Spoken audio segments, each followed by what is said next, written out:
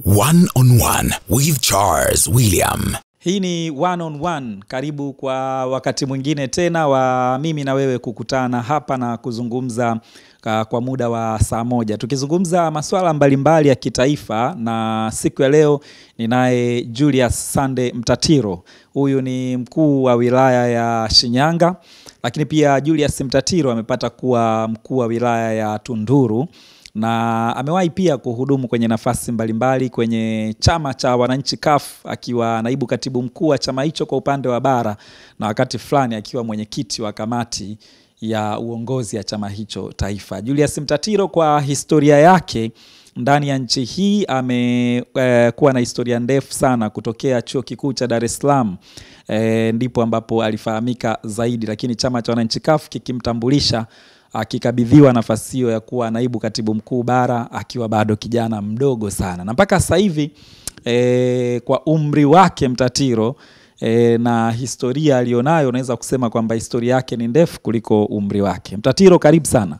Asante sana Charles. Ndio. Nashukuru kwa kazi kubwa ambayo Wasafi mnafanya na kipindi hiki muhimu. Ulipoingia chama cha wananchi CUF na kuwa naibu katibu mkuu bara wa chama hicho, ulikuwa na umri gani wakati huo? Wakati ule nilikuwa na miaka takribani 25 kwenda 26, na nilibahatika kuwa naibu katibu mkuu wa chama taifa mdogo zaidi, na nadhani kwamba rekodi hiyo mpaka sasa haijavunjwa, kwamba hakuna chama cha siasa ambacho kimekuwa na mtu mwenye umri mdogo zaidi kuwa naibu katibu mkuu kama wakati ule ambavyo mimi nilipopata nafasi hiyo nilipokuwa chama cha wananchi CUF. Mwaka 2009. 2009. Kilichofanya upate nafasi ile kilikuwa ni ukaribu wako na viongozi wa juu wa chama cha wananchi CUF, ama mzizi wake ulianzia wapi? Kwa sababu watu waliona ni kijana mdogo sasa, ilionekana kama nafasi ni kubwa kuliko mtu mwenyewe, kijana ambaye alionekana tu ametoka chuo kikuu cha Dar es Salaam muda sio mrefu, na baadaye anakuwa naibu katibu mkuu wa chama kikubwa kabisa ambacho kwa wakati huo kilikuwa ndio chama kikuu cha upinzani hapa nchini. Alikuwa anahitajika mtu ambaye anaweza kajenga ufanisi na akatengeneza mabadiliko na kuleta tija kwenye chama ngazi ya taifa katika eneo la utendaji, ukizingatia kwamba katibu mkuu wa chama wakati huo Maalim Seif Sharif Hamad alikuwa anakuwa na nyadhifa zingine kubwa za kiserikali, na kwa hiyo nadhani viongozi waliona kwamba wanahitaji mtu atakayekuwa anapambana na kukimbia zaidi na mwenye kasi, na nadhani kwamba ikaonekana kwamba naweza kuvaa hivyo viatu. Sasa kwa maoni yangu nadhani jambo la msingi tunaweza kuliangalia ni ule wajibu niliutekeleza vizuri, na hapo ndipo jibu litakuja kwamba ndio niliutekeleza vizuri katika kipindi changu chote cha miaka ile 4 ambayo nilipewa, mpaka nikakipeleka chama katika mkutano mkuu na nilikiandaa chama. Na nilifanya kazi kubwa sana ya kugroom vijana wengi sana wa kutoka vyuo vikuu. CUF ilikuwa inaonekana kama chama ambacho hakina vijana wazuri. Unaenda baadhi ya majimbo nilikuwa nakwenda nakuta kuna wagombea, unakuta hata tulikuwa na mgombea mmoja kule Lindi. Mgombea unaenda wewe naibu katibu mkuu unakuta ana ndara 2 nyekundu na nyingine sijui ya rangi ya kijani, nakumbuka wakati huo. Kwa hiyo tulikuwa tunawagombea wenye hali mbaya sana. Mgombea wa ngazi gani? Huyo alikuwa mgombea wa ngazi ya ubunge.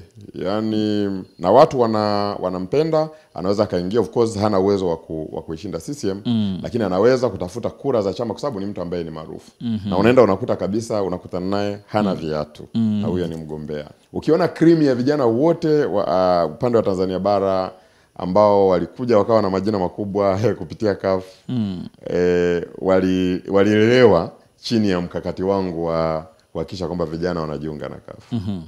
Unadhani uwaziri mkuu wenye serikali ya wanafunzi UDSM Daruso ulichangia wewe kuaminika na chama cha wananchi CUF? Kwanza nilipokuwa pale chuo kikuu cha Dar es Salaam nilikuwa mbunge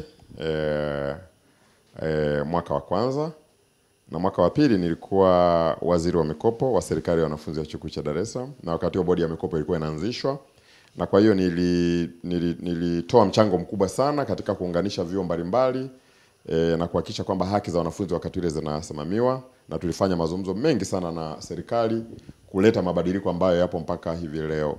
Na kisha nilikuwa waziri mkuu wa chuo kikuu cha Dar es Salaam, na sikuishia hapo, nilikuwa pia katibu mkuu wa vyuo vikuu Tanzania bara na visiwani kwa maana ya TAHIRISO. Kwa hiyo mimi ni katibu mkuu nadhani wa pili wa vyuo vikuu Tanzania. Nini akikwenda sawa ndani ya CUF? Kwa sababu kwa jinsi ulivyoanza 2009 kuwa naibu katibu mkuu, watu walitarajia uchaguzi wa 2014 wa ndani ya CUF pengine ungeendelea kwenye nafasi hiyo au pengine ungeweza kupandishwa zaidi, lakini ilionekana kama umewekwa kando na uongozi wa juu wa chama cha wananchi CUF. Nini hakikwenda sawa? Kuna mambo mengi sana ambayo wakati ule yalikuwa yanatokea ndani ya CUF ambayo watu wengi wanaweza wasiyajue, kwa sababu mimi nilikuwa kiongozi mkubwa sana ndani ya chama cha CUF. Kuna mambo hayakuwa yanakwenda sawa sawa. Tulikuwa pia tuna tofauti za kimitazamo, namna ya kugroom chama, na tulikuwa tunatofautiana katika maeneo mengi. Sasa mengine faida yake ilikuwa ni kwamba mnatofautiana na kisha mnaweza kuzungumza. Mengine ilikuwa sio rahisi. Kwa mfano mimi nilifanya kazi sana na Profesa Lipumba pamoja na hayati Maalim Seif Sharif Hamad, na Mungu amweke mahali pema peponi. Tofauti hao viongozi wawili ni kwamba Maalim mnaweza mkazungumza jambo na mkakubaliana, na mkitofautiana baadaye atataka kuite muweze kujadiliana zaidi ili kutafuta mwafaka. Lakini wakati huo upande wa pili Profesa Lipumba yeye ni mtu tofauti. Yeye akiwa anataka kitu chake ndicho anachokitaka. Ukiwa na mawazo tofauti wewe ni adui yake mkubwa. Yaani kabisa, yani utakuwa adui mkubwa kabisa. Kwa hiyo kufanya kazi katikati ya viongozi wawili ilikuwa ni changamoto kubwa sana. Karibu mara 2 niliomba kujiuzuru nafasi ya naibu katibu mkuu CUF Tanzania bara. Lakini baadaye Maalim Seif atakuita, anakuambia huwezi ukajiuzuru sasa hivi kwa sababu kutakuwa kuna maneno mengi. Kwa hiyo subiri. Kwa hiyo nataka nikwambie kwamba mpaka naenda kuondoka ile 2014 nilikuwa nimeshaomba kujiuzuru zaidi ya mara 2 nafasi ya naibu katibu mkuu. Kwa kilichokutoa ni tofauti zako za kimtazamo na Profesa Ibrahim Lipumba. Of course. Kwa mfano nyinyi mnapambana kujenga chama, kwa mfano chama kama CUF. Katika kipindi kirefu sana kimekuwa kinatizamwa ile mtizamo wa wananchi wa nje.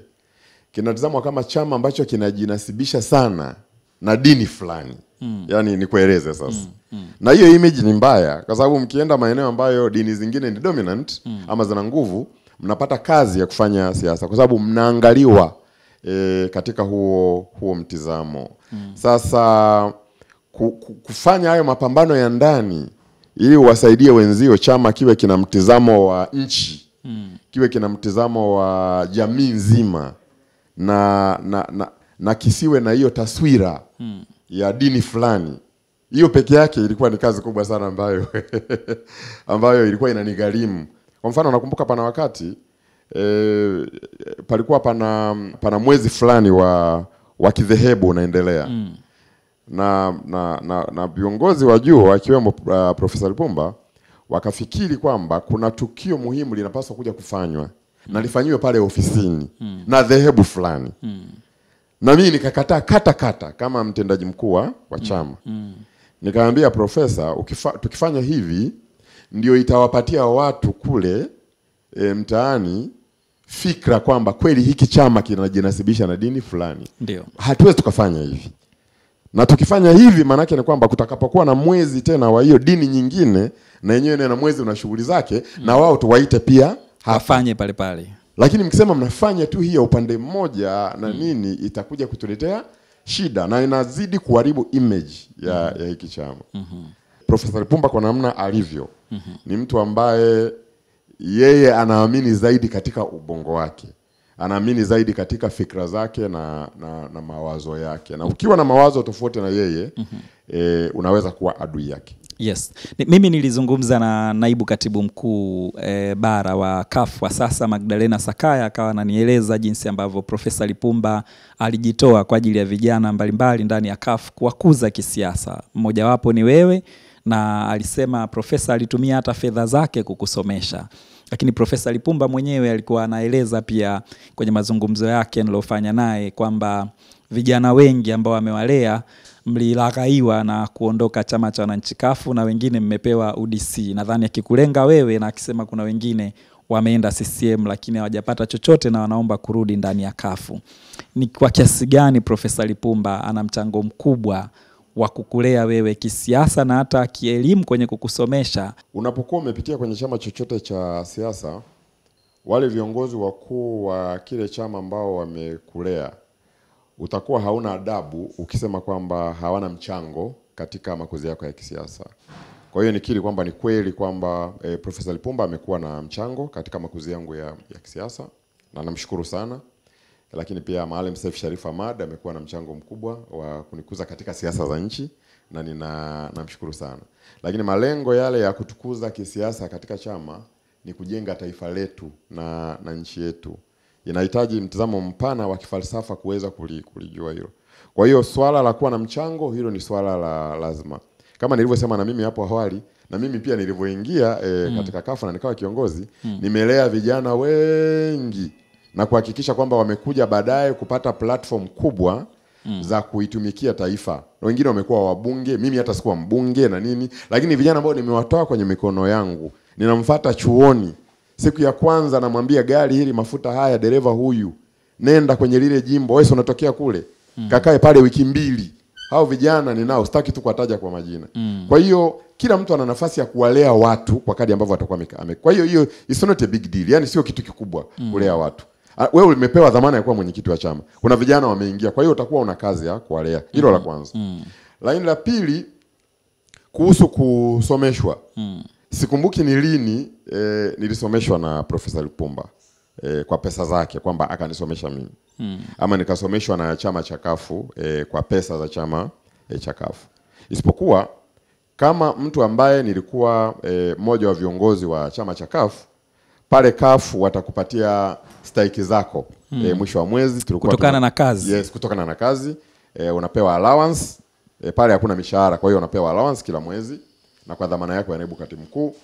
Lakini pia utapewa labda allowance za safari, mnaenda labda kwenye ziara kwenye mikoa mbalimbali, labda ziara mwezi mzima. Kwa hiyo utaangalia umepata pesa zako kiasi fulani. Hizo ndio nilikuwa nazitumia kutenga sehemu ya hizo fedha kuweza kujiendeleza pia kimasomo.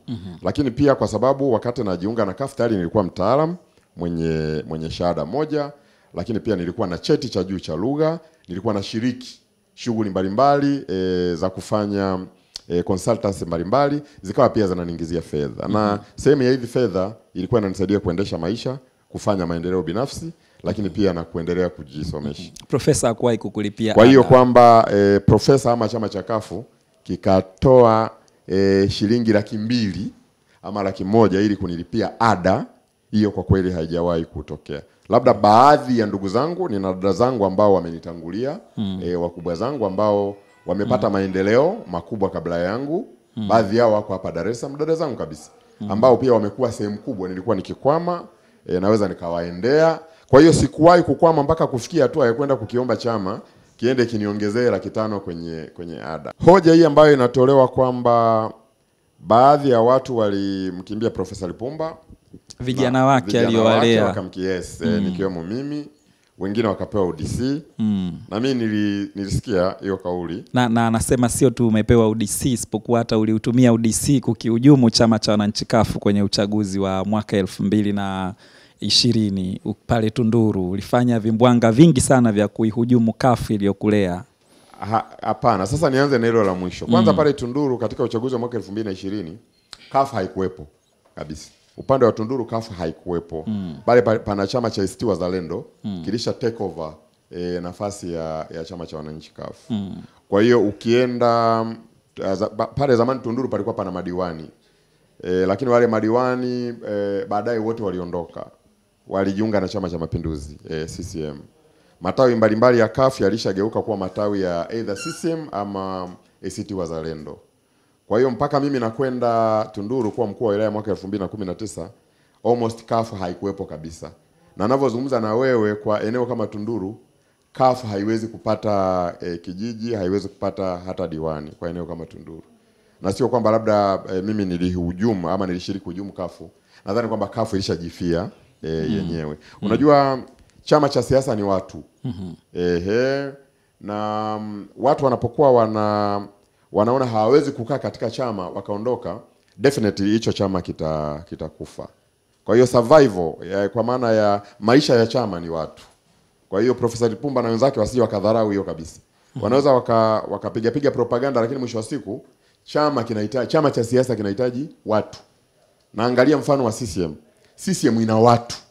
Na ina watu wa kila namna wa capacity zote. Ndio maana CCM inaendelea kusurvive katika mawimbi mbalimbali na kinaendelea kuwa chama kikubwa sana katika nchi yetu, bara la Afrika na hata duniani. Lakini kama chama chako hakina watu na watu wanakikimbia, hicho chama chako kinakufa. Sasa hilo la mwisho la watu kupewa UDC kwamba na vijana wengine wameondoka na kadhalika na kadhalika. Vijana wanavyokuwa wanajiunga na vyama vya siasa, kwanza wanaingia wakiwa na matarajio ya kutoa mchango wao katika nchi yao, lakini kupitia jukwaa la chama cha siasa. Na vijana wakikaa katika hivi vyama wanajifunza kwamba kumbe yale ambayo yanahubiriwa kule nje, ukiingia hapa ndani actually unagundua kwamba sio hali halisi. Actually unakuja, kwa mfano mnaweza mkasimama labda na kukemea ubadhirifu. Labda chama kinachoongoza dola na serikali yake kuna jambo fulani limetokea, ubadhirifu fulani umetokea. Lakini ukikaa kwenye hivi vyama vya siasa unakuja unagundua kwamba kuna ubadhirifu wa hali ya juu zaidi. Ruzuku inaweza kaingia ya chama, pakawa na maelekezo ya mwenyekiti wa chama anapaswa apelekewe milioni 20. Kwa hiyo unasema kwamba ulichokuwa unakidhani kabla ya kuingia upinzani. Sasa ukianza kuhoji kwamba mwenyekiti, mbona tuna maeneo haya mikoani anapaswa apelekewe nguvu na kadhalika na kadhalika na kadhalika, wewe unaomba labda hapo milioni 20, kwa nini basi hata usichukue 5 ili pesa zingine tunawagombea, tuna vijana kule tumepata na nini tukaongeze kule nguvu. Unaambiwa kwamba hapana, hizo zinapaswa kuja na hazina wajibikaji. Kwa hiyo unaanza kujiuliza kwamba hivi hapa sisi ndio tunasema kwamba tunatafuta dola ili twende tukafanye mabadiliko katika nchi. Hili lilikutokea wewe ndani ya chama cha CUF? No, yamenitokea mara nyingi sana. Mambo ya namna hiyo yamenitokea mara nyingi. Maelekezo kutoka juu. Nasema hivi ni mambo yanatokea sana. Na mkianza kubishana, kila mtu anakushangaa kwamba wewe uwezo kuwabishia viongozi wa juu. Lakini unawaambia kwamba mimi kama chief accounting officer naisimamia masuala ya pesa, nadhani kwamba hili sio sawa sawa. Yaani upaswi tu kutoa pesa ambazo hazina maelezo. Pesa za chama cha siasa zinapaswa zitolewe kupitia vikao. Na mimi bahati nzuri nilipokuwa pale CUF tuliweka utaratibu mzuri sana. Mimi nimekuwa naibu katibu mkuu pale CUF, nakuta watu wanaweka pesa kwenye draw. Wakipata ruzuku, mkurugenzi huyu anawekewa hela kwenye draw, huyu anawekewa cash. Nikasema hapana, hatuwezi tukawa chama. Hizi ni fedha ambazo mwisho wa siku ni za walipa kodi wa Tanzania. Zikiingia hapa lazima ziwe na utaratibu mzuri wa kutumika. Fedha zitatumika kulingana na vikao. Wakati ule CUF ilikuwa inapata ruzuku kiasi gani? Wakati huo tulikuwa tunapata ruzuku zaidi ya milioni 133 na tulikuwa tuna wabunge wanatuchangia zaidi ya shilingi milioni 50 kila mwezi. Kwa hiyo kila mwezi CUF ilikuwa ina mapato kama ya zaidi ya shilingi milioni 180 kila mwezi. Lakini kabla ya hapo nilikuta utaratibu ndani ya CUF hawawekezi katika majimbo na vijana mbalimbali kwenye maeneo mbalimbali, ila walikuwa wanawekeza kwa Profesa Lipumba. Anaondoka anazunguka nchi, mgombea urais wa kudumu. Anazunguka nchi, nikamwambia hatuwezi tukaenda namna hii. Ili ujenge chama kidogo kama kile, unahitaji kwanza kusambaa nchi nzima uweze kuweka nguvu. Kuliko kusema kwamba unatafuta rais ambaye unajua kwamba nyinyi wenyewe mnajua kwamba hawezi kushinda kabisa. Yes. Mwaka 2015 uligombea ubunge jimbo la Segerea na ulishindwa ubunge katika jimbo ambalo kata zote 13 upinzani ulishinda nafasi za udiwani. Lakini pia kwenye jimbo hilo mgombea urais kupitia upinzani alishinda kwa tofauti ya kura nyingi sana. Wewe peke yako ndo ukashindwa ubunge. Jambo lile lilikuumiza kiasi gani kupoteza ubunge katika mkanganyiko uliojitokeza wa Ukawa baina ya Chadema na chama cha wananchi CUF? Kwa nini vijana wanaondoka kwenye vyama vya upinzani? Wanaondoka kwenye vyama vya upinzani kwa sababu kuna mambo mengi pia ya kijinga. Yaani vyama vinatafuta nafasi ya kuongoza serikali, lakini vyenyewe kwa ndani havionyeshi kama vina hiyo nia ya kuongoza serikali. Na leo nitasema kuhusu hili jambo la Segerea lilivyokuwa. Hili jambo lilikuwa na pande mbili. Upande wa kwanza ulikuwa unatoka ndani ya CUF yenyewe. Upande wa pili ulikuwa unatoka ndani ya Chadema. Yaani kulikuwa kuna mapambano ya aina mbili na lazima unielewe. Mapambano ya kwanza yalikuwa yanatoka ndani ya CUF. Ndani ya CUF baadhi ya watu ambao walikuwa wana wajibu wa kusimamia secretariat walikuwa wana mawazo na maono kwamba mimi nikiwa mbunge ninaweza kuja kurithi viatu vya mwenyekiti wa chama. Kwa sababu tayari wakati huo nilikuwa na jina kubwa ndani ya siasa za CUF kwa upande wa bara. Kwa hiyo ikawa inaonekana kwamba ninaweza kuja kuvaa viatu vya Profesa Lipumba. Na nikueleza kabisa hiyo ni fact kabisa wala hata sikufichi. Na hilo lilitengeneza pia chuki ndani ya CUF kwamba huyu jamaa anakuja kwa kasi. Akipata na ubunge kutakuwa kuna shida. Kwa hiyo nataka kukwambia kwamba wakati ule ambapo Chadema walikuwa wanapambana kuweka mgombea katika jimbo la Segerea, hapakuwa pana struggle kubwa ya ndani ya CUF ya kuzuia hilo jambo. Na ilikuwa inafanyika makusudi. Yaani CUF wenyewe hawahangaiki. Hata wakienda kwenye vikao vya majimbo nasikia wanajadili kuhusu jimbo la Kigamboni, sio ndio lirudishe pia CUF na nini. Lakini unawaza kwamba Segerea ni jimbo ambalo lilikuwa lingeweza kwenda CUF na kuwasaidia na hawakuweza kulipigania. Kwa hiyo mambo ya namna hiyo pia yalikuwa yanakatisha tamaa kwamba unataka kupigania mabadiliko na watu ambao kumbe hakuna mabadiliko yanayopiganiwa. Lakini upande wa pili ilikuwa ni kwa Chadema wenyewe. Chadema moja ya mkakati wao wa muda mrefu na huo uko wazi. Na of course ni mkakati wa kisiasa. Ulikuwa kwamba chama kingine chochote kisiwe kina nguvu kuwashinda wao. Na moja ya mambo yanayoweza kupelekea chama kikawa na nguvu ni kikiwa kina wabunge wazuri bungeni. Kwa hiyo walikuwa wana discuss kabisa kwenye vikao vyao. Kuna hisi Chadema walikuhujumu wewe kwa makusudi. Chadema walinihujumu moja kwa moja. Wala hata sio ile dada. Yule dada Anatropia Theonest. Wala. Ndio maana unaona mimi sikufanya ugomvi mkubwa sana. Nilikuwa nafahamu ulikuwa ni mkakati mkubwa sana. Chadema wao msimamo wao ulikuwa kwamba ikiwa wataniruhusu mimi nitakwenda bungeni, nitaongeza nguvu kubwa sana kwa upande wa opposition, upande wa CUF. Na labda nitaongeza ujenzi wa image ama taswira ya CUF kwa ukubwa. Na hiyo inaweza ikawapunguzia wao ambao wanataka kuendelea kukua zaidi na kuvimeza vyama vingine. Kwa hiyo maelekezo ya Chadema yalikuwa kwamba chochote kile kifanyike mimi nisiende bungeni. Ndio maana wakati ule Freeman Mbowe ambaye ni amekuwa rafiki yangu muda mrefu sana. Na kwa sababu nilikuwa kiongozi wa juu pia wa chama. Amerudi Dar es Salaam mara 3 kuja kushiriki kuwaondoa wagombea wa Chadema walioko kwenye majimbo ya Dar es Salaam. Waliokuwa wakigombea kwenye majimbo ambayo hayakutakiwa kusimama. Akaja akafanya kikao Kinondoni, Susan Limu akaondolewa. Akaja akafanya kikao Temeke, yule msaidizi wake pale Temeke alikuwa kijana mmoja msaidizi ambaye akaondolewa kugombea, yale majimbo akachua CUF. Lakini Segerea tunampigia simu usiku na mchana. Kwa mara ya kwanza ndio niliona Freeman hajibu simu zangu. Kwa mara ya kwanza niliona Freeman hajibu message zangu za WhatsApp. Hajibu kabisa simu zangu. Pana wakati nikaambiwa yuko kwake, nikaenda mpaka kwake kuomba kumuona. Nikaambiwa hayupo. Lakini vijana wake wananiambia yupo. Lakini nikifuatilia kwenye taarifa za watu wao wa ndani ya vikao tena viongozi wakubwa, wananiambia mtatiro ile jimbo unahangaika nalo ni kwamba kinachozungumzwa huku ni kwamba wewe haupaswi kwenda bungeni. Lakini Chadema hoja yao kubwa ilikuwa ni kwamba Segerea ni ngome yao, wana wafuasi wengi na chama kimejijenga zaidi kuliko chama cha wananchi CUF ambacho kilikuwa sehemu chache tu. Na ndio maana hata kwenye mgawanyo wa kata CUF ikapata kata 5 na Chadema ikagawiwa kata 8 kuonesha kwamba pale ilikuwa ni ngome ya Chadema. Kwa hiyo busara ya kawaida ilikuwa ni Mtatiro atafute jimbo lingine kwa sababu Segerea anapaswa kusimama mgombea wa Chadema. Nadhani kwamba kwa utaratibu wa kawaida wakati ule wananchi wa Segerea walituunga mkono na wakatupigia kura nyingi sana kwa sababu mimi nilikuwa nagombea. Nilikuwa mgombea mwenye nguvu. Na unafahamu mimi nilifanya tu kampeni za pikipiki na kagari kangu kadogo kanaitwa Nissan Rashin. Lakini bado tulipata maelfu ya kura, tulipata kura nyingi sana za kukaribia hata kuweza kupata ushindi kwenye jimbo la Segerea. Kwa hiyo hoja hiyo ambayo wanaitoa nadhani kwamba isingekuwa hoja ya kivikao. Jambo la msingi ambalo wakati ule Ukawa walitangazia taifa ni kwamba jimbo la Segerea lilikuwa limewekwa chini ya chama cha wananchi CUF. Lakini mimi msisitizo wangu ni kwamba kulikuwa kuna mapambano ya aina mbili. Kulikuwa kuna mapambano ndani ya CUF kwamba nikiwa nitaenda mbele zaidi. Lakini pia kulikuwa na mapambano ndani ya Chadema kwamba akiwa ataisaidia sana kuinyanyua CUF kwenye siasa za ndani ya jimbo, na kwa hiyo asiende. Ndio maana nasisitiza kwamba mwisho wa siku mapambano makubwa yalifanyika ili kuhakikisha kwamba siwezi kwenda bungeni. Sasa uliniuliza kama niliumia au la. Mimi ni mwanaume kutoka mkoa wa Mara. Kuna mambo ambayo yakitokea katika maisha unamshukuru Mwenyezi Mungu. Ndio maana hata watu waliojaribu wakati ule kunishauri kwamba kimbia, siju kata rufaa, lalamikia vitu gani vya, nadhani mnakumbuka nchi nzima mimi ndio niliyekuwa mgombea wa kwanza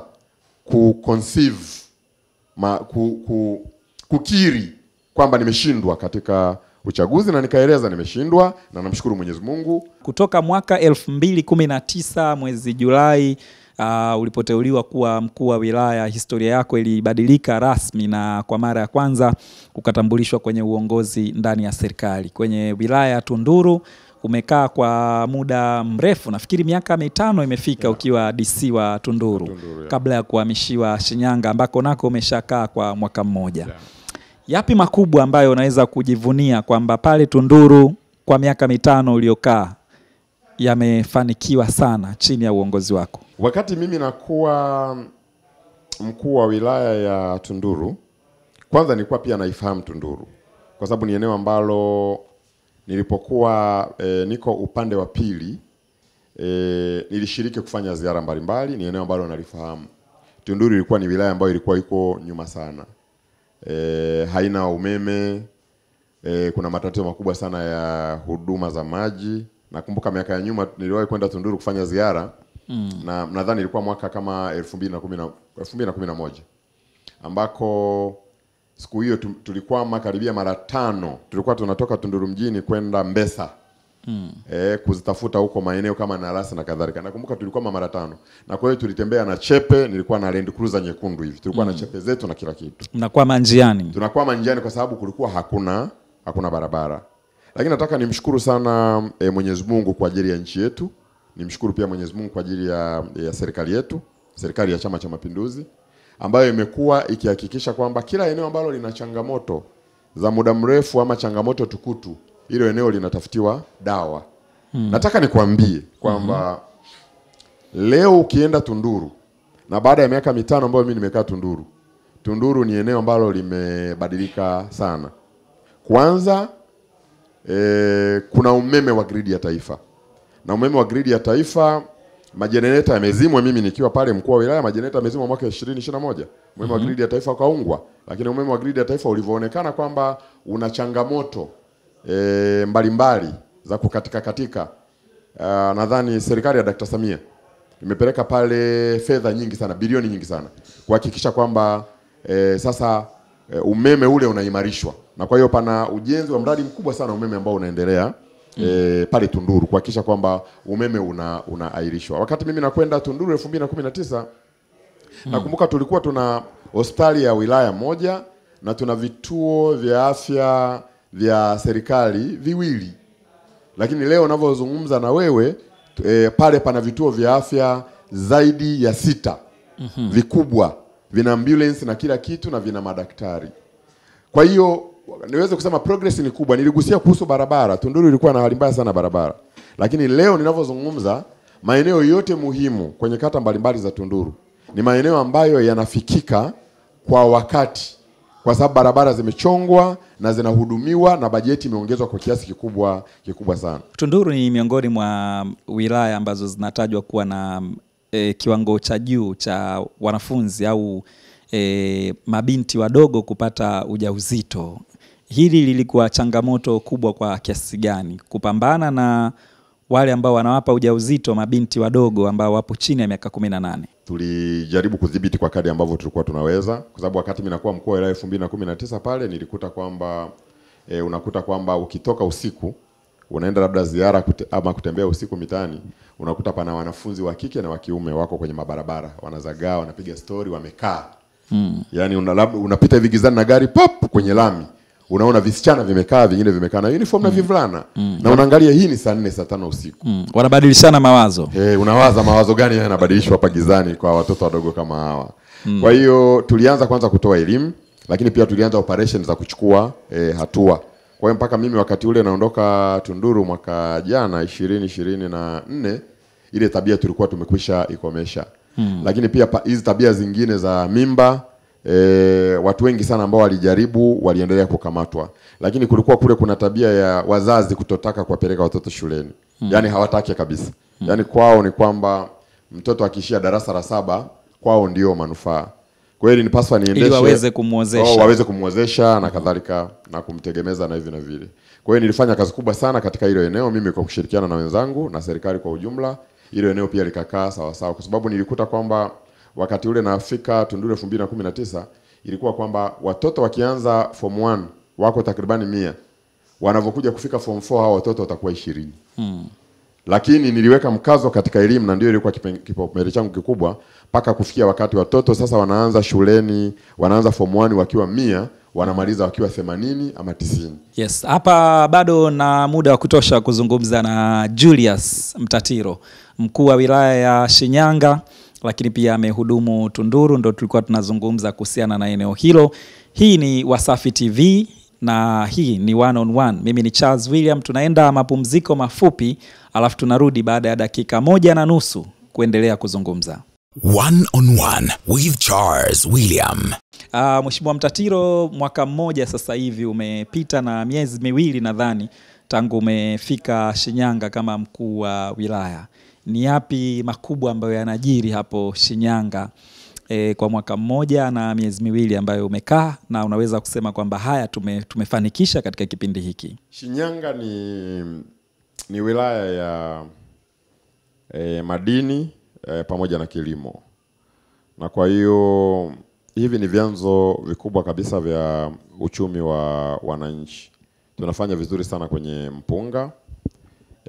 Tunapambana kuongeza uzalishaji wa pamba na haya ni maelekezo ya Mheshimiwa Rais, pamoja na kwamba eneo kubwa sana ambalo linafanya vizuri kwenye pamba ni wilaya jirani ya Kishapu ambayo mimi sio mkuu wa wilaya. Lakini na Shinyanga malengo yetu ni kuendelea kuongeza zile target za uzalishaji wa pamba kwa sababu ni maelekezo ya mkuu wa nchi. Na kwa upande wa kilimo tena tunafanya vizuri sana kwenye mazao ya mpunga, mazao kama dengu na nafaka zingine. Tunafanya vizuri sana katika hilo eneo. Na kinachonifurahisha kwa upande wa Shinyanga ni kwamba sina kazi ya kusukumana sana na wananchi kama ilivyokuwa Tunduru.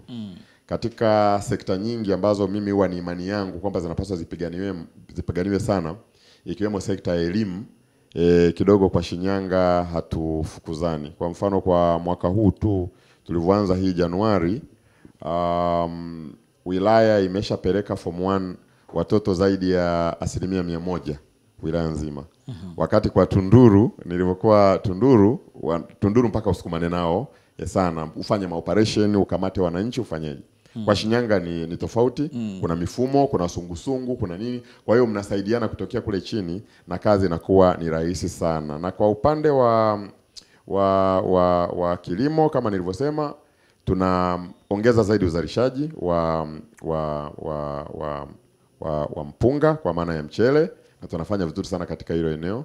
Kwa upande wa madini tunafahamika kwamba tunafanya vizuri na hivi sasa wale ambao hawafahamu plant za uchenjuaji wa dhahabu zinaendelea kujengwa kwa nguvu na migodi mbalimbali inaendelea kufunguliwa katika wilaya ya Shinyanga na kwa hiyo tunafanya vizuri katika hilo eneo. Sasa ukishajihisha na mambo mengine ambayo yanaendelea, reli ya umeme inakuja kanda ya Ziwa na tunaamini kwamba itakuja kushajihisha sana na kuongeza tija katika itapita hapo pia katika uchumi, inapita pale Shinyanga. Lakini ambalo ni kubwa zaidi, serikali ya awamu ya 6 ya Mheshimiwa Dr. Samia Suluhu Hassan imetenga zaidi ya shilingi bilioni 50 kwa ajili ya kukarabati na kuboresha uwanja wa ndege wa Shinyanga. Na ninavyozungumza na wewe, sehemu kubwa ya kazi imekwisha fanyika. Sehemu ya ndege kukimbilia na kutulia imeshakamilika, kupaki imeshakamilika, jengo la abiria linakamilika, ile tawa ya mawasiliano pia inakamilika. Na jengo letu la abiria pale litakuwa la kisasa zaidi kuliko hata la Mwanza. Na ule uwanja unafungwa taa kwa ajili ya ndege kurukia usiku pamoja na mchana. Hata mikoa ya jirani kama Simiyu hivi sasa watakimbilia Shinyanga kwa ajili ya kupata ndege. Wilaya ambazo zina nguvu kubwa ya kiuchumi kama Kahama, ukienda hata maeneo kama Mbongwe kule upande wa Geita, wanaweza wakaja kutumia huku. Tunawaza kwamba hata mtu wa Nzega akitaka sasa hivi kupanda ndege Ni rahisi zaidi kuja kupanda ndege Shinyanga, ni karibu kuliko kwenda Tabora. Kumekuwa kuna ushindani mkubwa sana wa kimaendeleo kati ya Shinyanga mjini pale ambapo ndo makao makuu ya mkoa wenyewe na Kahama, na pale wenyewe pia wana uwanja wa ndege. Kwa hiyo unaniambia kwamba kuna uwanja wa ndege utaongezeka Shinyanga mjini na uwanja wa ndege wa Kahama pia utaendelea kuwepo kama kawaida? Nina uhakika kwamba uwanja wa ndege wa Shinyanga mjini automatically utaumeza uwanja wa ndege wa Kahama, kwa sababu kimkakati na kwa sababu ni ndani ya eneo hilo moja. Huenda baadaye shirika letu la ndege likafikiri kwamba wakati mwingine kutulisha ndege Kahama kwenye uwanja mdogo alafu tena uinyanyue ipeleke pale Shinyanga ambayo ni kama kilomita 100, inaweza ikawa sio hesabu nzuri sana. Kwa sababu huu ndio uwanja rasmi sasa wa ndege katika mkoa wa Shinyanga. Tunaamini kwamba sasa ruti zote zitaendelea pale, na Shinyanga inaendelea kupata maendeleo makubwa pale mjini, kwa sababu toka serikali ilipofanya maamuzi ya kuleta mradi mkubwa wa maji na lakini pia uamuzi mkubwa ambao walifanywa na serikali kipindi kilichopita wa upandaji wa miti umebadilisha lile eneo, umebadilisha wilaya ya Shinyanga. Tulikuwa pale tuna mkuu wa wilaya mmoja kipindi cha nyuma alikuwa anaitwa dada Josephine Matiro. Nadhani sasa hivi yuko Temesa au wapi. Yule dada ni mwanamke wa shoka. Alifanya kazi kubwa sana na alisimamia kwa nguvu sana kampeni ya upandaji wa miti. Sasa nini ambacho kinatokea? Sasa hivi Shinyanga ni eneo ambalo linawavutia watu kuja kuwekeza. Maji yako ya kutosha, umeme uko wa uhakika. Umeme sasa unakwenda vijiji vyote. Kwa wilaya ya Shinyanga nina vijiji takribani sasa 3 ndio vinamaliziwa kuwekewa umeme hivi sasa wilaya nzima. Kwa hiyo vijiji vyote vimeshafika. Na sasa tumeshapokea fedha na wakandarasi kwa ajili ya kuanza miradi ya kupeleka umeme kwenye vitongoji. Sasa nataka tuzungumze kidogo kuhusiana na siasa za kitaifa. Kwenye miaka 4 ambayo Rais Samia Suluhu Hassan amekaa madarakani mpaka sasa hivi, ni mambo gani makubwa 3 ambayo unaweza ukasema amefanikiwa sana? Amefanikiwa kubadilisha mtizamo kabisa wa Watanzania kuhusu uwezo wa mwanamke. Unajua toka taifa letu limeanza, marais wetu wote wamekuwa wanaume. Wakati Rais Samia anaingia madarakani, wako baadhi ya watu ambao nadhani kwa sababu ya uelewa ambao walidhani kwamba huyu rais anayekuja ni mwanamke, na kwa hiyo labda uongozi wake utakuwa legelege, labda nchi italegea kiuchumi, labda nchi italegea kisiasa, labda nchi italegea kimaendeleo na kadhalika na kadhalika. Lakini nataka nikuhakikishie kwamba Rais Samia amewaprove wote wrong, kwamba mwanamke ana uwezo sawa sawa, tena huenda ana uwezo mkubwa zaidi kuliko hata mwanaume. Na hilo ni jambo la kwanza ambalo nasema kwamba Dr. Samia amelifanya. Na kama kuna mtu anaandika kitabu juu ya Dr. Samia, hili lazima alizungumze kwa nguvu sana, kubadilisha mtizamo kwamba uongozi pale Ikulu anaweza kuingia mtu yeyote, mwanamke ama mwanaume, na nchi ikaenda mbele. Unakumbuka recently dola ilileta shida ikapotea, lakini rais alizungumza akasema, jamani tulieni, tunaendelea na utaratibu, kila kitu kitastabilize. Lakini ingekuwa miaka ya nyuma zaidi ambako hata pamekuwa na marais wanaume, dola ingeweza kupotea na watu wakatafutana mwaka mzima. Nchi zimewahi kuingia kwenye matatizo makubwa sana kwa sababu ya mambo ya kiuchumi. Lakini rais wetu ni mtu mtulivu, anakuwa calm na anawaambia wananchi hili tunalishughulikia kwa utaratibu huu, na anaweka measures zake hadharani. Lakini eneo la pili ambalo amelifanya kwa uzito wa kipekee, uchumi, kulinda na kukuza uchumi wa nchi yetu. Amefanya vizuri sana katika hili eneo Dr. Samia. Na nasema hivi kwa sababu ukiangalia takwimu za kimataifa, takwimu za Benki ya Dunia na kadhalika, nchi yetu katika kipindi cha miaka 4 mfululizo inatajwa kuwa kati ya nchi ambazo uchumi wake unakuwa vizuri katika bara la Afrika. Miongoni mwa hizo nchi na sisi Tanzania tumo. Kwa hiyo hakuna kitu muhimu kama uchumi wako kukua vizuri. Lakini sasa unajiuliza, wakati tunaambiwa uchumi unakuwa vizuri, rais anatumia pesa nyingi sana. Angalia uwekezaji katika bwawa la Mwalimu Nyerere, amerithi lilikuwa few percent, ilikuwa asilimia kidogo kutoka kwa JPM. Amefanya kazi kubwa zaidi. Angalia kazi ya SGR, hapo unazungumza miradi ya matrilioni ya pesa inaendelea. Viwanja vya ndege nimekwambia kimoja cha Shinyanga, lakini nataka kuambia kwamba pana viwanja vingine kama 4 Hii kile cha Shinyanga vinajengwa, vinachukua zaidi ya bilioni 200. Angalia kazi kubwa ambayo inafanyika kwenye sekta ya elimu. Transformation ama mabadiliko katika sekta ya elimu ni makubwa sana. Upande wa miundombinu, upande wa ajira na kadhalika. Kwa hiyo kama kuna eneo ambalo nitasema Dr. Samia amefanya vizuri sana, ni hili eneo la uchumi kwa ujumla. Na eneo la mwisho ambalo naweza nikalizungumzia ambalo amefanya vizuri sana ni eneo la mahusiano ya kimataifa na ndani ya nchi yetu. Rais wetu ni mama. Rais wetu ni mtulivu. Ana huruma na watu wanamfahamu. Hivyo ana utaratibu, anazungumza mambo yake. Yale mambo anaweza kufanya. At least na naweza nikasema wanasiasa wanaume ni tofauti na wanasiasa wanawake. Mama mara nyingi anakuwa ni mkweli na anazungumza ukweli. Nikimfanyia uchambuzi Dr. Samia na marais wote waliopita, tofauti yake yeye ni kwamba kila mara anasema jambo analoweza kufanya. Marais wanaume huwa tunakuwa na ile overjoy, yani ile kutaka kusema kila kitu tutafanya. Lakini Dr. Samia toka ameingia madarakani, unaona jambo analolisema ndio analifanya. Jambo ambalo hawezi kulifanya kwa maoni yangu Dr. Samia hata halitamki kabisa. Unataka kusema Rais Samia sio mwanasiasa wa fix ukilinganisha na watangulizi wake? Yes, lakini ni swala tu la kisaikolojia, ni swala la kiumbaji. Sisi wanaume tunapenda zaidi kuahidi bila hata kuwa na uwezo wa kutekeleza. Ndio maana mwanaume anaweza akaiahidi familia, mtakula vizuri kesho, mtakula nyama, mtafanya, wakati hana senti 5 mfukoni. Kwa uchambuzi wako, ni maeneo gani ambayo Rais Samia hajafanikiwa kwa kiwango cha juu ama hajafanikiwa kabisa kwenye kipindi chake cha miaka 4? Mimi niko ndani ya serikali. Kwa hiyo kazi yangu kubwa ndani ya serikali ni kusimamia masuala makubwa ambayo tunafanya kupeleka matumaini na kuleta mabadiliko na maendeleo kwa wananchi. Mambo ya kupeleka nchi mbele ni mambo ya mchakato.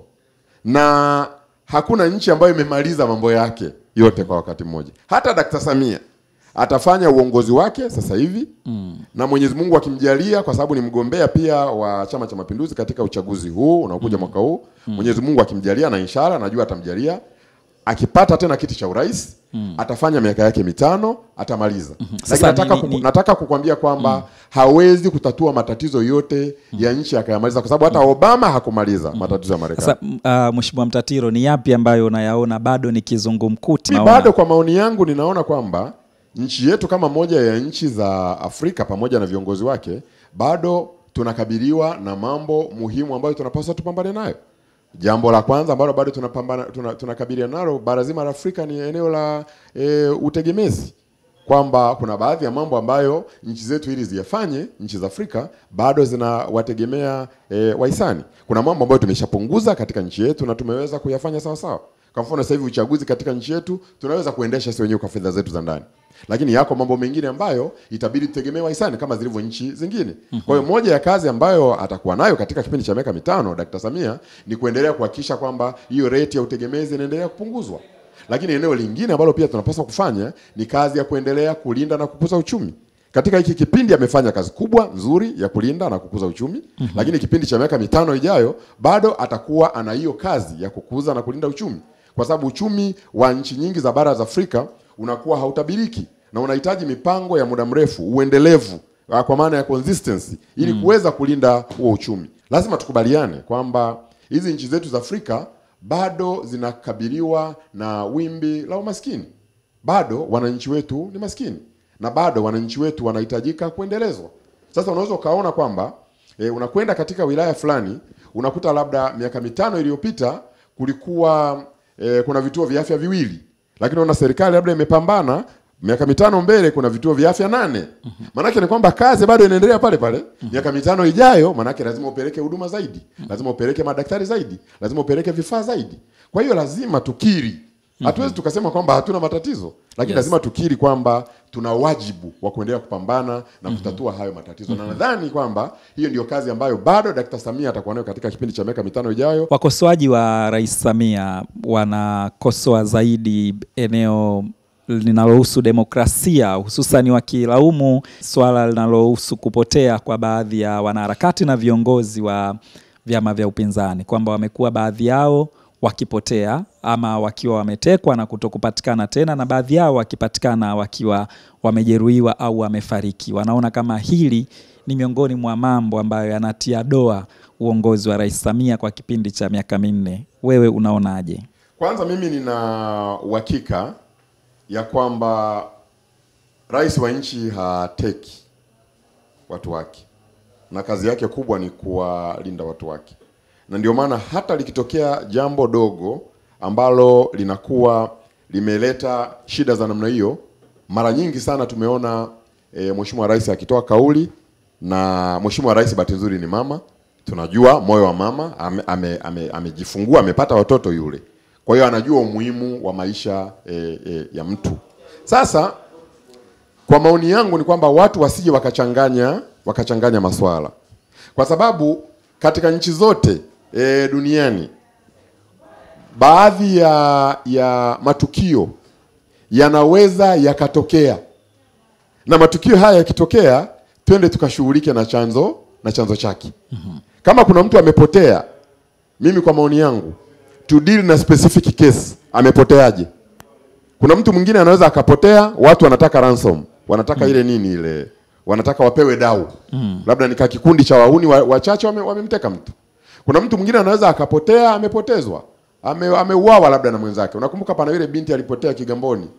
Baada ya wiki ngapi mume wake anajidai kwamba amemuaga, sio anaenda nchi ya mbali na nini. Baadaye tukaje tukakuta amemchoma kwenye mkaa, amemteketeza. Kwa hiyo pana matukio ya namna hii. Ukianza kutaka kuyageneralize, kuyaweka pamoja, ukataka kumsukumia mkuu wa nchi, huyo mkuu wa nchi unakuwa haumtendei haki. Kwa sababu kunakuwa kumekucha asubuhi, amefanikiwa kuwalinda watu milioni 65. Hao huwezi ukawazungumzia. Mheshimiwa Mtatiro, tatizo kubwa ambalo wanalalamikia wanaharakati wa haki za binadamu pamoja na wapinzani ni kwamba inapotokea kiongozi wa upinzani ametekwa au amepotea au amedhuriwa na pengine kuuawa, majibu kutoka kwenye vyombo vya dola yanakuwa hayatoki kabisa. Angalau kwenye matukio mengine ya watu kupotea ama kudhuriwa, kuna majibu ya vyombo vya uchunguzi kwenye nchi hii. Kwa hiyo wanaona ukimya huu unakuwa ni wa kisiasa zaidi. Ambacho mimi nataka kusisitiza, na kwenye hili eneo lazima watu waelewe. Kwanza, hakuna mtu anayekubali ama anayekubaliana dhana ya kupoteza maisha ya mtu kwa sababu yoyote ile. Lakini jambo la pili ambalo ni muhimu, na ni muhimu kabisa tukakubaliana, na hiyo ni moja ya falsafa muhimu kabisa, ya kwamba linapotokea tukio lolote la mauaji, ama mtu ametekwa, ama mtu ameumizwa, katika mazingira yote yale, lazima tubebe case by case. Ukitaka kuya generalize, ndio unaanza kuharibia hapo. Kwa sababu nataka nikuambie ya kwamba kama ukihesabu kuna matukio 2 ama 3, watu wameuawa ama kuna mtu fulani ametekwa, ukitaka kuyaweka pamoja, unakuwa unakosea, kwa sababu kwanza hujui nani ambaye alikuwa anatenda hivyo vitendo. Umesoma kitabu cha Dr. Wilbrod Slaa akikichambua chama chake cha sasa? Kitabu kipi? Kitabu cha Nyuma ya Pazia? Yes. Kakisome kitabu cha Nyuma ya Pazia. Dr. Slaa alikuwa ni katibu mkuu wa Chama cha Demokrasia na Maendeleo, Chadema. Dr. Slaa anaeleza kwenye kitabu chake juu ya namna ambavyo akiwa katibu mkuu wa chama chake yeye mwenyewe Dr. Slaa anasema huyu ameandika kwa maandishi namna ambavyo chama chake yeye mwenyewe kilikuwa kinajaribu kupambana na watu wasiokubaliana nacho ndani kwa ndani kwa kuwafanyia matendo ambayo hayako sawa. Sasa maana unajua tunaenda fact by fact.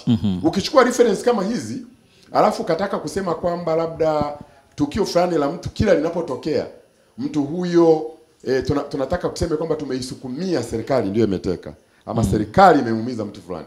Lakini wakati huo una mtu credible kabisa source na ameandika na ni katibu mkuu wa chama na anasema kwamba mimi nimeshuhudia baadhi ya matukio, yeye mwenyewe anasema kwamba akiwa katibu mkuu wa chama chake. Sasa unapokuwa na mazingira kama hayo, ndio maana anasema kwamba ni muhimu tunapopatwa na matukio ya namna hii tubebe case by case. Kwa sababu mwisho wa siku ukitaka kuyaweka pamoja utakuwa hutapata ufumbuzi, kwa sababu nina uhakika yana vyanzo mbalimbali. Kwa sababu unakuta nchi na watu milioni 100. Kwa hiyo kuna mpuuzi mmoja atatokea atataka kwenda kumuua mwenzake. atataka kumdhuru mwenzake, na hao wapuuzi wa namna hiyo wapo. Sasa haiwezekani kwamba kila tukio litakalotokea utake kumhold accountable mkuu wa nchi. Bado tuna dakika kama 10 za kumalizia mazungumzo yetu na Mheshimiwa Mtatiro. Kwa sababu ya muda, nitaka tuzungumze kwenye hili la sasa hivi ambao linaendelea kuelekea kwenye uchaguzi mkuu wa nchi. Tayari michakato imeanza kwenye vyama mbalimbali vya siasa, lakini chama kikuu cha upinzani hapa nchini Chadema kipo kwenye msimamo wa no reforms no election, kikisema kwamba mifumo ya uchaguzi ya nchi hii ni mifumo ambayo imeegemea zaidi katika kukibeba chama tawala, na vyombo vya dola vinatumika zaidi kukibeba chama hicho. Kwa hiyo kitazuia uchaguzi mkuu wa mwaka huu usifanyike mpaka pale mabadiliko yatakapofanyika. Wewe unatazamaje hili la kwanza la chama kikuu cha upinzani ambacho mpaka sasa hivi pia hakijasaini zile kanuni za maadili na pengine hakitakuwepo kwenye uchaguzi kwa maelezo yanayotolewa na tume, lakini upande mmoja kinalalamikia mifumo ya uchaguzi ya nchi kwamba sio sawa? Masuala ya michakato ya mifumo ya demokrasia pamoja na uchaguzi na ya kisiasa kwa ujumla katika nchi yoyote huwa ni mambo yanayoenda hatua kwa hatua. Wale ambao huwa hawataki kupita kwenye hizo hatua huwa baadaye nchi zao zinavunjika. Yaani ukitaka kurash, maana yake ni kwamba mnavunja nchi. Ndio maana unasikia kuna mwingine anasema kwamba sisi hapa hivi tumeona jambo fulani limechelewa, kwa hiyo tunataka tupigane. Unaona wanapigana kwenye mataifa mengine huko. Jambo ambalo unajua kwa Tanzania haliwezi kutokea. Kwa hiyo ambacho wanasiasa wa Tanzania wanachopaswa kujua, na mimi kwa uzoefu wangu wa siasa, ni kwamba ukifanya kila kitu kikaenda hatua kwa hatua na kulingana na wakati, inawasaidia sana kuendelea kujijenga na mkakua na mkajenga utayari.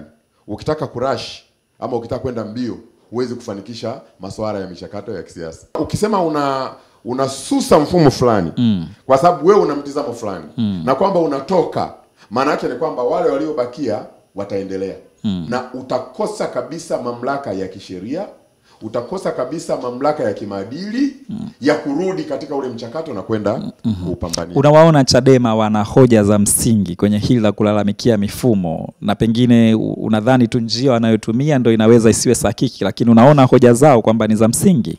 Mimi ninadhani ya kwamba Chadema hoja walizonazo ni hoja ambazo wanapaswa wakajadiliane na wenzao, bila kujali hizo hoja zina uzito. Wenzao kina nani? Wenzao maana yake ni vyama wenzao, vyama vya siasa pamoja na serikali ambaye ni mdau mkubwa. Kwa sababu Chadema kama Chadema peke yao wakitaka kufanya mabadiliko katika kila kitu katika nchi, wao peke yao hawataweza. Kwa hiyo watawahitaji CCM. Yaani Chadema maana yake ni kwamba anamhitaji CCM. Chadema anamhitaji ACT, lakini Chadema wanahitaji serikali ya Tanzania. Yaani Chadema haiwezi kujitengenezea kisiwa chake yenyewe alafu ikafanya mambo yake. Kumbuka hapa katikati kuna characters, kuna washiriki wengi wa hii michakato ya kisiasa. Na kwa hiyo ukiondoka kwenye hii michakato ya kisiasa, hii michakato kwa kawaida huwa inaendelea. Na ukija kurudi unakuja kugundua kwamba ulipoteza muda mkubwa sana. Nikupatie mfano wa pale Zanzibar. Zanzibar wamekuwa na mivutano ya kisiasa katika kipindi kirefu sana. Na katika ile mivutano ya kisiasa ikaonekana kwamba kulingana na setup ya ile nchi na utaratibu ulivyo, iko haja ya kutengeneza serikali ya pamoja. Na mimi nakumbuka wakati huo nilikuwa niko CUF. Na yale mawazo yalipokuja, kuna watu walisema hilo jambo abadan halitatokea na hawataliruhusu. Lakini unawaza hawa watu wanafikiria wapi? Wanafikiria kuhusu maisha ya wananchi, kwa sababu maisha ya wananchi lazima yaendelee. Yaani wanasiasa nyewe mwezi mkakutana, mkasema nchi itasimama, tutasimamisha.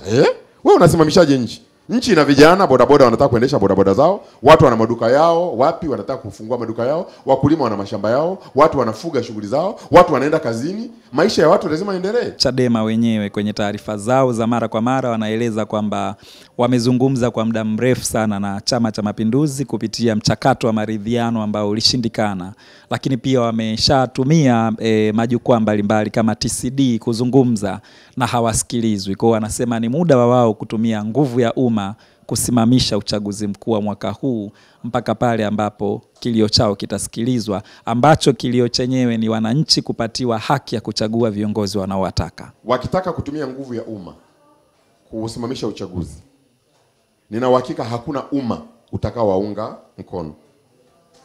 Hakuna umma utakaowaunga mkono. Nina uhakika kabisa 100%. Kwa nini nalisema hili? Nalisema hili kwa sababu umma wanaozungumzia ni wa hawa wakulima wanaotaka kwenda shamba. Ni wa hawa wafanyakazi wanaotaka kwenda kazini. Umma wanaozungumzia ni wa wafanyabiashara. Umma wanaozungumzia ni wa mafundi. Hawa watu wana focus na maisha yao. Kama nilivyosema, ukienda kule chini ukazungumza na wananchi wa chini wa kawaida, wenyewe wanataka kama kuna mambo ya kisiasa yanapaswa kushughulikiwa, wananchi kwa maoni yao wanataka viongozi watengeneze capacity, wakae wazungumze. Na wanavyoenda kuzungumza katika hayo mazungumzo, hautaenda kwenye mazungumzo ukapata kila kitu brother. Uzoefu wangu wa kisiasa ni kwamba unaweza ukaenda kwenye mazungumzo leo, wewe unataka mambo mnabishania mambo 20. Wewe unataka yote 20 yatokee. Ukienda leo kwenye mazungumzo unaweza ukapata hili moja. Kwenye formula za siasa, pokea moja, weka kibindoni. Nasema tumefanikiwa kwenye hili moja.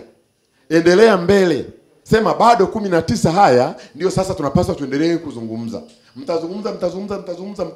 Mtavutana, baada ya miaka 2-3 unaweza ukapata moja ama ukapata mawili. Na maisha ya wananchi yanaendelea. Na hiki ninachokuambia, kuna mtu mwingine anaweza akadharau, lakini nataka kuambia kwamba ndio uhalisia wa maisha ya siasa duniani. Ni win-win situation. Kwa hiyo kikitokea chama kikaamini kwamba fikra zake na mawazo yake yale ambayo wao wanayo ndio yanapaswa kutekeleza 100%, yanapaswa kutekelezeka bila kushauriana na wenzao na bila kukubaliana na wenzao, na mkitofautiana maana yake ni kwamba mnarudi mezani. Kwa hiyo kitokea chama kinaamini kwamba kila kinachosema katika hayo ambayo yanapiganiwa lazima kitokee, watakuwa wanakosea, kwa sababu mwisho wa siku katika michakato ya kisiasa lazima mridhiane na lazima mkubaliane. Na uwezi ukadharau vyama vingine katika michakato ya kisiasa. Uwezi ukawadharau wadau na wazungumzia hapa ni serikali yenyewe, nazungumzia Chama cha Mapinduzi, nazungumzia ACT, nazungumzia Kafu, nazungumzia Chauma, nazungumzia nani. Kwa hiyo Chadema kama Chadema, wakitaka kubeba ajenda ya mabadiliko kwamba wao ndio mabadiliko katika nchi, na wao ndio kile ambacho wanakitaka lazima kitokee vile, na kwamba hiki hawatashiriki ama kile hawatashiriki, itakwenda kuwaumiza sana. Na nitoe mfano wa Kafu. Kafu waliwahi kususia uchaguzi Zanzibar. Nchi ilienda mbele. Unajua kuna nchi, alafu kuna vyama.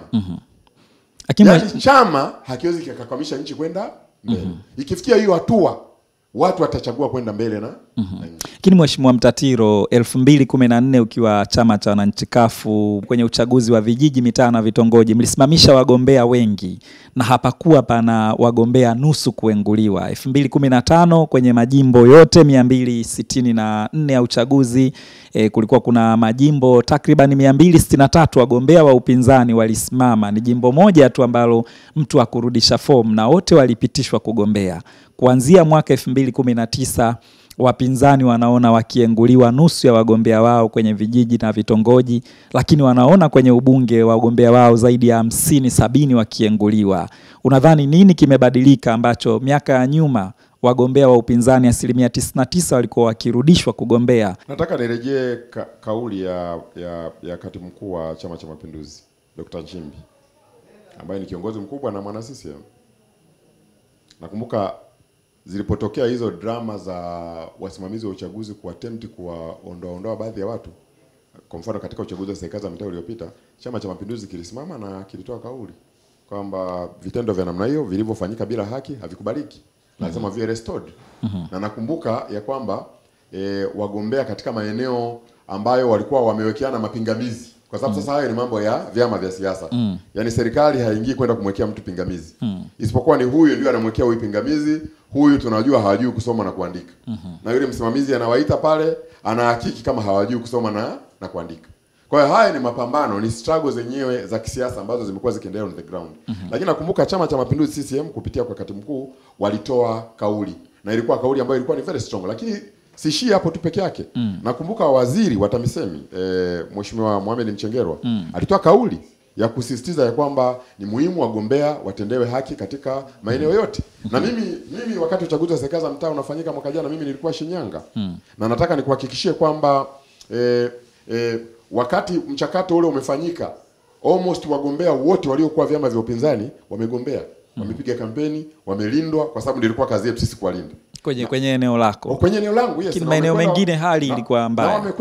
Wamekwenda wananchi wamepiga kura katika ule uchaguzi, na baada ya hapo matokeo yakatangazwa. Kwa hiyo mimi nadhani kwamba jambo la msingi ni vyama vya siasa kuendelea kuweka nguvu na kupanua mitandao yao. Lakini jambo lingine la msingi ambalo nadhani ni kwamba uchaguzi wote ule haukosi matatizo, na wakati mwingine labda haukosi figisu za hapa na pale. So that's politics worldwide. Yani ni siasa dunia nzima, kwamba kila mtu anataka ashinde. Yani siasa ni mambo ya kiushindani. Kwa hiyo yanapotokea na kukatokea kuna vitu ambavyo haviko sawa sawa, na watu wakafeel aggrieved kwamba hawakutendea sawa sawa, bado nasisitiza kwamba the best platform ni wao wakae kwenye majukwaa yao, waendelee kufanya discussion ili kuweza kuboresha hatua ambazo ziko mbele yao. Lakini msitizo wangu ni kwamba wakisema wana walk out haitawasaidia. Nakumbuka bunge la katiba, mimi niliteuliwa na Mheshimiwa Rais Dr. Jakaya Mrisho. Na wewe ulikuwa miongoni mwa waliosusia kuendelea na bunge la katiba. Lakini nataka kuambia kwamba haukuwa msimamo wa vijana. Ulikuwa msimamo wa watu wachache tu. Na nyie mliufuata. Of course kuna ile nidhamu ya ndani ya vyama kwamba wakati fulani watu wameamua jambo moja na mnalifuata wote kwa sababu limeamuliwa. Lakini sio watu wote tulikuwa tuna fikra za walk out. Kwamba unaondoka katika mchakato wa kutengeneza katiba ambao umepigania katika miaka mingi, badili mpokea hayo mabadiliko mlioweza kufanikisha, kwa sababu sio kila kitu kilifanikiwa. Na ndio nilishokuwa nazungumza pale awali kuhusu win-win situation. Unaingia kwenye michakato ya kisiasa na mambo 50 unataka yafanikiwe, yanafanikiwa 5. Chukua yale 5, pokea, anza kuyatumia, pigania yale 45. Kwa hiyo walk out ama kuondoka kwenye bunge la katiba wakati ule haikuwa sawa sawa. Unaamini Ukawa ingeendelea na lile bunge maalum la katiba, pangekuwa na tume ya uchaguzi bora kuliko hii iliyopo sasa hivi? Naamini kwamba ule mchakato ungeendelea wakati ule, tungekuwa tuna katiba ile iliyotokana na maoni ya tume ya Mzee Warioba. Hiyo katiba ingekuwa in place. Kwa hiyo sasa hivi ambacho vyama vingekuwa vinafanya, vyama vyote vingekuwa vinaangalia hiyo katiba ambayo imewekwa ina mapungufu yaliyobakia katika maeneo yapi, na ndio ingekuwa inayafanyia kazi kuweza kuyarekebisha. Lakini kwa bahati mbaya, kama ninavyosema, wakati mwingine ufanyaji wa maamuzi wa vyama ambavyo bado vinakuwa na hususan ndani ya nchi yetu umekuwa wa kukurupuka na kutoa matamko na kutoa vitisho badala ya kwenda kwenye meza na kuweza kufanya mazungumzo na kutafuta mwafaka. Na kwa hiyo hapo tunafeli. Mheshimiwa Mtatiro, mimi ni kushukuru sana. Kama una lolote la kuhitimisha kwa sekunde 30, pia kwa sababu umewahi kugombea ubunge 2010, ukarudia tena kugombea 2015, kwa nikitathmini mimi naona kama ubunge ni miongoni mwa ndoto zako.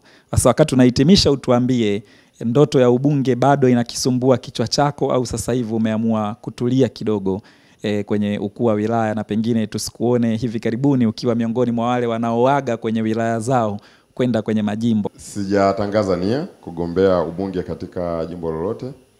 Sitatangaza nia, na nadhani mlisikia Mheshimiwa Rais kwenye moja ya hotuba zake alituelekeza wasaidizi wake, wale wenye nia ya kwenda kugombea ubunge mahali fulani waweze kujitokeza. Kwa hiyo sikutekeleza huo wajibu kwa sababu sijajiandaa kwenda kugombea. Ninadhani kwamba bado ninayo nafasi katika kipindi cha miezi iliyobakia kuweza kumsaidia Mheshimiwa Rais katika kipande ambacho amenikabidhi, mpaka pale ambapo uchaguzi wa Oktoba utakapofanyika, na mpaka pale ambapo Mheshimiwa Rais atapanga serikali yake kutoka Oktoba 2025 kwenda mbele. Na kwa hiyo wakati huo, kama nitakuwa na bahati ya kutoa mchango katika serikali, nitatoa.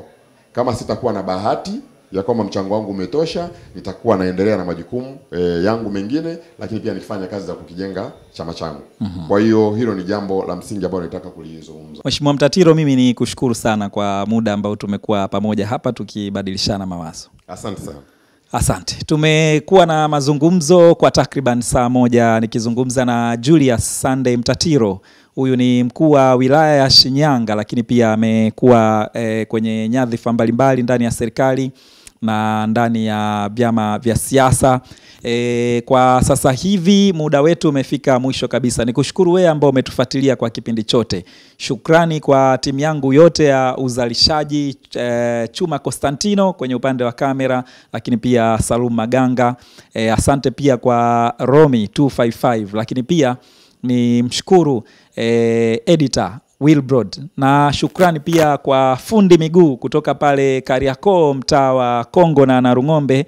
Asante kwa fundi miguu kwa kunivalisha. Ukienda Instagram andika fundi miguu _ utaweza kuona vitu vizuri ambavyo vinapatikana pale kwa fundi miguu, ikiwemo viatu vya ofisini pamoja na viatu kama raba pamoja na vingine vya mazoezi. Shukrani mpaka wakati mwingine tena. Asante. Mimi ni Charles William. One on One with Charles William.